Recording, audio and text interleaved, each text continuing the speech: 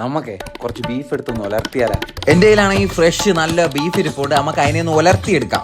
Beef ഉലർത്തിയതേ കേരളത്തിലെ ഏറ്റവും ജനപ്രിയമായതും പരമ്പരാഗത വിഭവങ്ങളിൽ ഒന്നുമാണ്. അത് നിങ്ങൾക്ക് അറിയാമോ? പിന്നെ നമ്മളെ ബീഫ് ആണെങ്കിലും ഉണ്ടല്ലോ, നന്നായിട്ട് മസാലയൊക്കെ ചേർത്ത് കുക്കറിട്ട് 2 അടിയങ്ങ് അടിക്കുക. നമ്മൾ ഈ ബീഫ് ഉലർത്തിയതില്ലേ, അത് നന്നായിട്ട് വെള്ളമൊക്കെ പറ്റിച്ച് മസാല നന്നായി ഇറച്ചിയിൽ പിടിച്ച് ഒരു ഡ്രൈ പരുവത്തി എടുക്കുന്ന ഒരു വിഭവമാണ്. സിമ്പിളാണ് ഉണ്ടാക്കാൻ വേണ്ടി.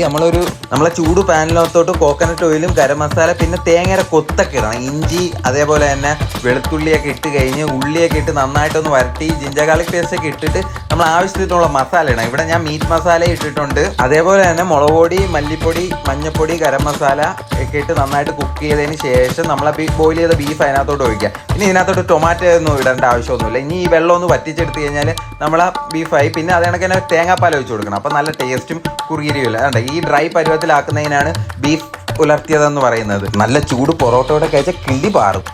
നമ്മളെ ബീഫ് ഉലർത്ത് എങ്ങനെയുണ്ട്? സെറ്റല്ലേ? ഫോളോ ചെയ്ത് കൂടെ കുടിക്കുക.